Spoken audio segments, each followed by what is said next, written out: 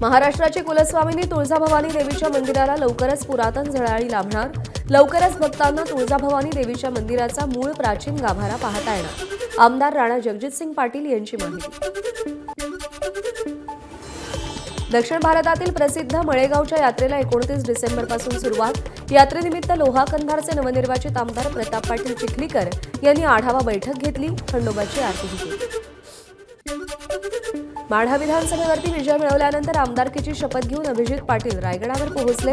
रायगडावर जाऊन छत्रपती शिवरायांचं दर्शन घेतलं। अवकाळी पाऊस आणि परतीच्या पावसामुळे झालेल्या नुकसानामुळे नंदुरबारमध्ये सोयाबीनच्या एकरी उत्पादनात घट। गेल्या वर्षाच्या तुलनेत सोयाबीनचे दर निम्म्यावर।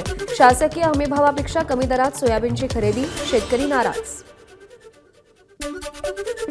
येत्या शनिवारपासून बारामतीच्या नीरा कृषी उत्पन्न बाजार समितीमध्ये कांदा लिलाव सुरू होणार। पुणे जिल्ह्यातील पुरंदर, बारामती तर सातारा जिल्ह्यातील फलटण, खंडाळा तालुक्यातील शेतकऱ्यांना याचा फायदा होणार। दुसऱ्याच्या शेतीवर पीक विमा काढून एका अज्ञात व्यक्तीकडून शेतकरी आणि विमा कंपनीची फसवणूक। छत्रपती संभाजीनगरच्या वैजापूर तालुक्यातील शिरूर परिसरातली घटना। महाराष्ट्रातल्या 8 जिल्ह्यात कांदा पिकाचा विमा उतरवण्याचा मोठा घोटाळा। शेतकऱ्यांनी कांद्याची लागवड केलेली नसताना तसंच कमी लागवड केलेली असतानाही जास्तीचा विमा उतरवल्याचा प्रकार समोर। जालन्यामध्ये पत्नीचे लाडकी बहीण योजनेचे 7,500 रुपये चुकून पतीच्या खात्यात आले होते। विलास भुतेकर यांनी हे पैसे शासनाला परत केले। अलिबागमधील सोंढी गावाजवळ एक भरधाव BMW कार गॅरेजमध्ये शिरली। गॅरेजमध्ये काम करणाऱ्या मेकॅनिकसह 2 ग्राहकांना धडक। अपघातात 3 जण गंभीर जखमी। कार चालक संदीप गायकवाडवर गुन्हा दाखल। इंदापूर तालुक्यातील डाळजमध्ये 10 ते 12 वाहनांचा अपघात। ट्रकच्या धडकेत 10 ते 12 वाहनं एकमेकांवर आदळली। ट्रक चालकाचं वाहनावरचं नियंत्रण सुटल्यानं अपघात झाल्याची माहिती। यवतमाळच्या आर्णी रोडवर कृषीनगरजवळ एका भरधाव कारनं भाजी विक्रेते आणि दुचाकीस्वारांना उडवलं। या अपघातामध्ये 3 जण गंभीर जखमी। पुण्याहून मुंबईकडे येणाऱ्या एका मालवाहू ट्रकला भीषण आग। आगीमुळे पुणे मुंबई द्रुतगती मार्गावरची वाहतूक विस्कळीत झाली होती। छत्रपती संभाजीनगर रोडवरील टोलनाक्याजवळ गोळीबार। कारमधून आलेल्या अज्ञात आरोपीकडून ट्रक चालकावर गोळीबार, ट्रक चालक जखमी।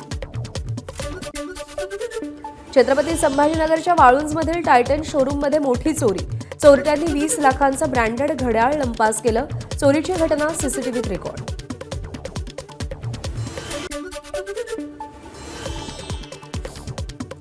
जळगाव शहरातील MIDC परिसरात रस्त्यावर उभ्या असलेल्या कारनं अचानक पेट घेतला।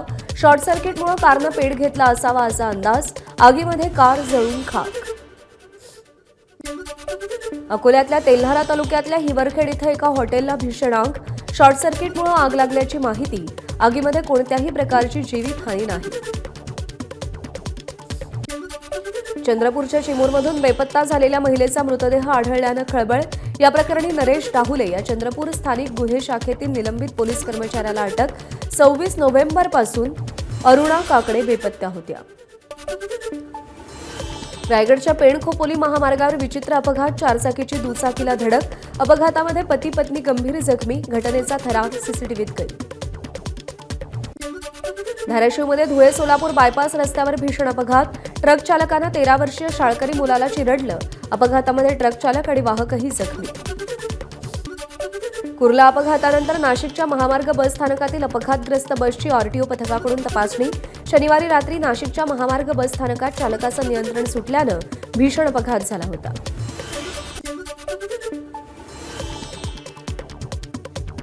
वर्ध्याच्या कारंजा तालुक्यामध्ये जनावरं चारण्यासाठी गेलेल्या गुराख्यावर वाघाचा हल्ला।